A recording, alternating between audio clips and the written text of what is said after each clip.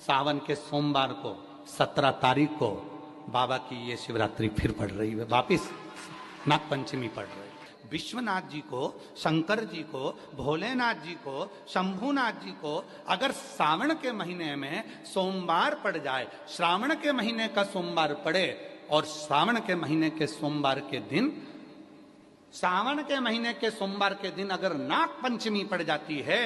और भगवान शंकर को एक कमल आता है श्वेत, एक कमल आता है नीला, गुलाबी सा, हल्का सा नील वर्ण का, एक कमल हल्का सा नीला जैसा गुलाबी सा दिखता है। वो कमल यदि शिव जी को मात्र एक समर्पित कर दिया जाए, सावन के महीने के सोमवार को पड़ने वाली नाग पंचमी के दिन अगर वो नील निधि के नाम से, हे भोले बाबा आपके जीवन की सारी जितनी निधियां हैं वो नील निधि में समाहित है, और उस नील निधि के भाव से मैं ये कमल दल आपको दे रहा हूं और बाबा को समर्पित कर कर वो कमल दल भगवान शंकर के मंदिर से लेकर आ जाओ, जिंदगी में कभी भूखे नहीं रहना पड़ेगा, सारी निधियां तुम्हारे पास में होगी, सारी सिद्धियां तुम्हारे पास में। वो नील निधि 33 वर्ष में बाबा जी, 33 वर्ष में 6 बार सावन के सोमवार को नाग पंचमी पड़ी है। 33 वर्ष, एक पड़ी थी 96 में, एक पड़ी थी 99 में, एक पड़ी थी 2012 में, एक पड़ी थी 2019 में, एक पड़ी थी 2023 में, और अब इस वर्ष भी 2026 में सावन के सोमवार को 17 तारीख को बाबा की ये शिवरात्रि फिर पड़ रही है, वापिस नाग पंचमी पड़ रही है, वापिस नाग पंचमी पड़ रही। सावन के सोमवार पर पड़ने वाली नाग पंचमी को निधि पंचमी कहा जाता है, नील निधि पंचमी। भले वो नाग पंचमी है पर वो इतनी निधि दे देती है। क्यों कहते हैं महाराज, आपने देखा होगा चंद्र ग्रहण, सूर्य ग्रहण होते हैं तो लोग शंकर जी के मंदिर में बैठकर तप करते थे, अघोरी तप करते थे, साधना तप करते थे। अब ये संसार का मनुष्य कोई अघोरी तो है नहीं, संसार का मनुष्य अघोर व्रत तो धारण करता नहीं है, संसार का मनुष्य तो बेचारा घर में डूबा रहता है, परिवार में डूबा रहता है, काम में डूबा रहता है, तो इसको निधि कैसे प्राप्त हो, इसको वो हीरा कैसे मिल जाए, इसको वो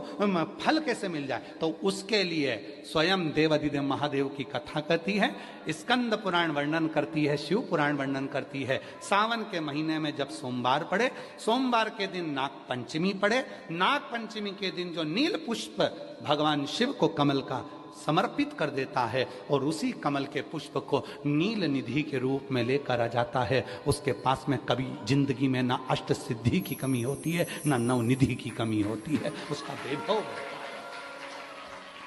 वैभव।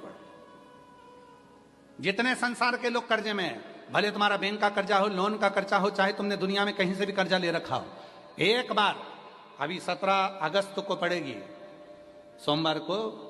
नाग पंचमी 17 अगस्त, 33 वर्ष में ये 7वीं बार आ रही, बहुत रुक रुक के आती है सोमवार के, बहुत रुक रुक के,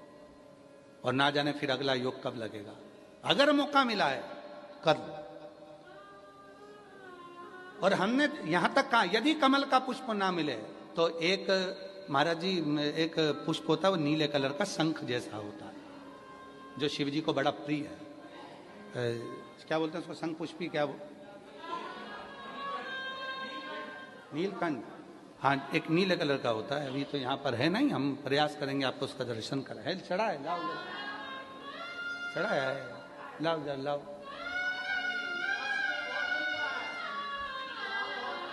अच्छा यहाँ मिलता है,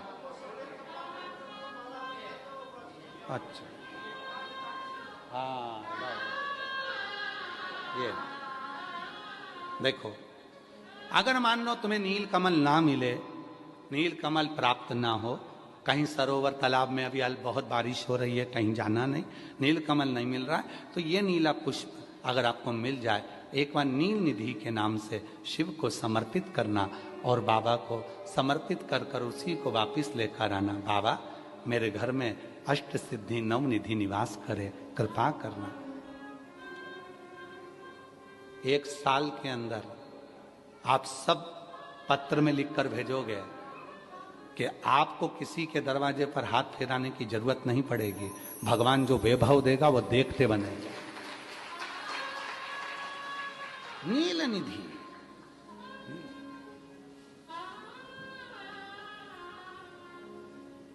कौन सा दिन है बोलो जरा? सावन के, जम के बोलो जरा, जम के बोलो। सावन के सोमवार पर यदि नाग पंचमी पड़े तो फिर हमें ना तो तप करना है, ना साधना करना है, ना कोई उपवास, ना कोई। और एक और चीज बड़ी सुंदर लिखी है महाराज, नील निधि, ध्यान दीजिएगा। यदि डॉक्टर ने कह दिया तुम्हारे शरीर में कोई गठान है, बहुत बड़ा कोई रोग हो गया है, ये छूट नहीं रहा है, बहुत तकलीफ में पड़े हुए हो और मिट नहीं रहा, तब शिव जी के शिवलिंग पर एक दुर्वा, दुर्वा का मुख हो जलाधारी की ओर जहां से पानी बहता, बेलपत्री, बेलपत्री का डंडी का मुख हो जहां से जल बहता जलाधारी की ओर, और दो छोटी छोटी कटोरियों में यदि सावन महीने के सोमवार की नाग पंचमी पर अगर दूध चढ़ाया जाता है और उसको दूध चढ़ी हुई बेलपत्री और दुर्वा दोनों को लेकर आया जाता है, दुर्वा सुबह के समय द्वितीय दिवस में, जिस दिन चढ़ाओगे उस दिन नहीं, द्वितीय दिवस में उसको सुबह सुबह चबाकर खा लीजिए, और बेलपत्री को जिस कक्ष में आप सोते हैं उस कक्ष में उसको रख लीजिए, कहीं पर भी हमेशा के लिए। जो शरीर का रोग है वो धीरे धीरे मिटेगा ही, और 4 से 6 महीने के अंदर बड़े से बड़ा रोग सारी रिपोर्टें नील आकर सामने खड़ी होगी। ये कोई साधारण नहीं है सावन महीने का सोमवार उस दिन पड़ने वाली नाग पंचमी। आप सबको तो साधुता है, अब की बार 17 अगस्त को पड़ रही है, और बाबा की कृपा से आपको ये कथा श्रवण करने को मिल गई नील निधि की। रोग